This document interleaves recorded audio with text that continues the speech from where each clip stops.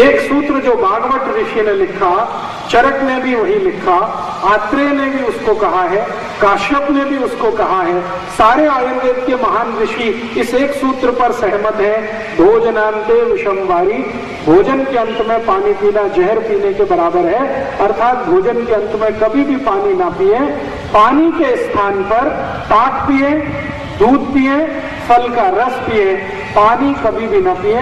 पानी पीने का समय उन्होंने निर्धारित किया है, भोजन के कम से कम 1.5 तास के बाद पानी पिए। आप कर सकते हैं इस सूत्र का पालन? कर सकते हैं? कौन कौन कर सकते हैं? जरा हाथ तो उठा दीजिए।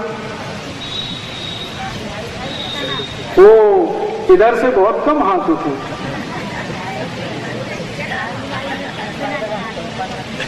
चलिए, जितने हाथ उठे हैं, अगर इन्होंने कल पालन इसका करना शुरू किया तो 7वें दिन जब मैं जाऊंगा, आप प्लीज मुझे इसके परिणाम बता दें। इतने अच्छे परिणाम आने वाले हैं कि कल से आप इसको शुरू करेंगे और 7 दिन लगातार अगर आपने इस सूत्र का पालन किया तो जितने भी आप में से गैस की बीमारी से पीड़ित हैं, जिनको भी जलन होती है, पेट में आग लगती है, गैस्ट्राइटिस जिनको है, एसिडिटी जिनको है, मैं गारंटी देता हूं 7वें दिन सब ठीक होने वाले हैं, बिना किसी दवा के, मात्र इतने से सूत्र का पालन करके। ये खाने के बाद पानी नहीं पिए। अब इसमें थोड़ा सा मैं एक जानकारी और जोड़ दूं कि पानी तो ना पिए, ये तो स्पष्ट हो गया। पानी के स्थान पर आप ताक पिए, दूध पिए, जूस पिए, ये बात है। तो आप कब ताक पिए, कब दूध पिए और कब जूस पिए, इसका समय निर्धारित है। कभी भी ताक नहीं पी सकते और कभी भी जूस भी नहीं पी सकते और कभी भी दूध भी नहीं पी सकते। तीनों का समय निश्चित है। तो आप बोलेंगे क्या समय निश्चित है? सवेरे का नाश्ता अगर किया है तो नाश्ते के बाद आप जूस पी सकते हैं। दोपहर का भोजन किया है तो उसके बाद आप ताक पी सकते हैं।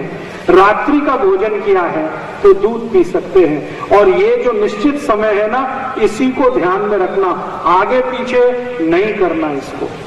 मतलब सुबह दूध नहीं पीना कभी भी, शाम को ताक नहीं पीना और दोपहर को जूस नहीं पीना। ये समय जो पक्का किया है ना, इस पर मैंने बहुत ऑब्जर्वेशन किए। कई मरीजों को मैंने कहा कि ये आगे पीछे कर दो, सुबह जो नियम है जूस पीने का वो शाम को करवाया मैंने कुछ मरीजों का, और रात को दूध पीने का सुबह करा दिया।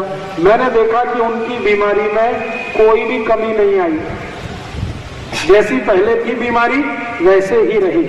लेकिन जैसे ही इस नियम को ठीक किया, सुबह जूस पीना, रात को दूध पीना, दोपहर को ताक पीना, उनकी बीमारी 6-7 दिन में जड़मूल से चली गई और आज तक स्वस्थ है, दुरुस्त है, तंदुरुस्त है। तो आप भी इसका ध्यान रखना।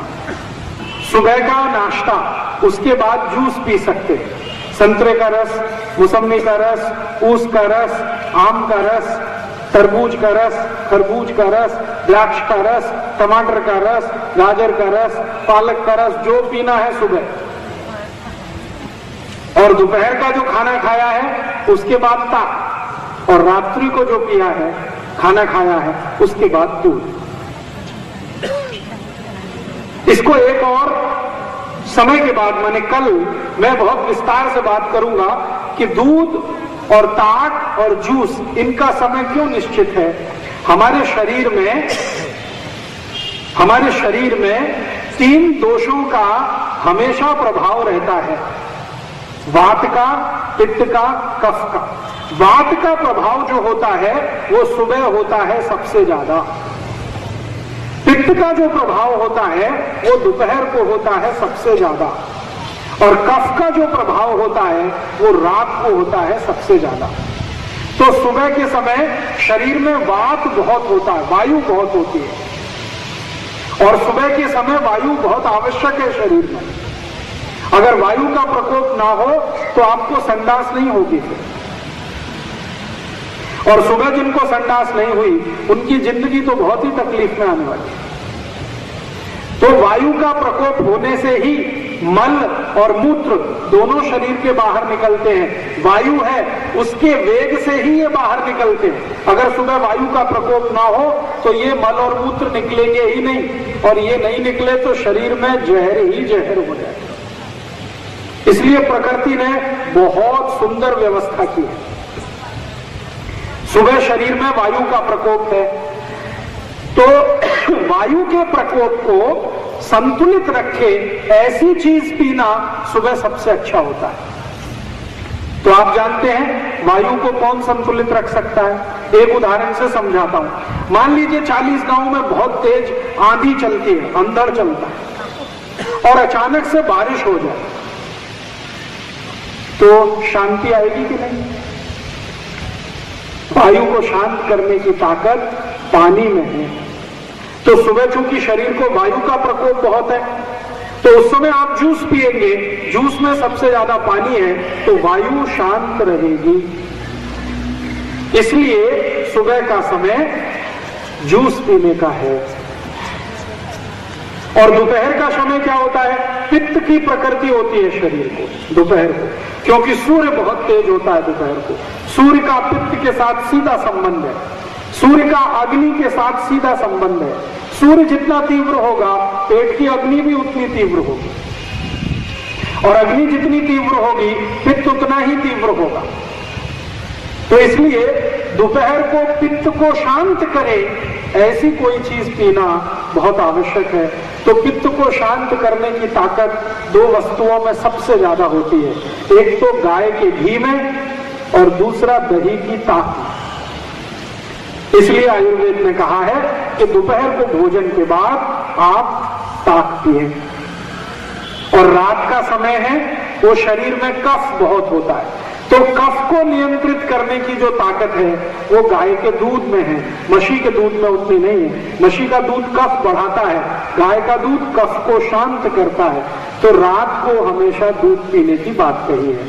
तो सुबह जूस पीना, दोपहर को ताक पीना, रात को दूध पीना। दूध जब भी मैं कहूंगा तो हमेशा ध्यान रखना गाय का दूध। आयुर्वेद के किसी भी शास्त्र में म्हशी के दूध की व्यवस्था नहीं है, क्योंकि जिन लोगों ने आयुर्वेद के शास्त्र लिखे हैं किसी ने भी म्हशी पालन नहीं किया। चरक के पास गाय थी, सुश्रुत ने गाय पाली, भागवत के पास गाय थी, काश्यप ऋषि के पास गाय थी, गौतम ऋषि के पास गाय थी, सबने गौ पालन किया है। म्हशी पालन सिर्फ यमराज ने किया है, और यमराज ने कोई शास्त्र नहीं लिखा है, वो तो मृत्यु के देवता है। इसलिए जहां भी दूध की बात आएगी आप ध्यान देना, वो गाय का ही दूध है। तो रात को पीना है वो गाय का दूध पीना है।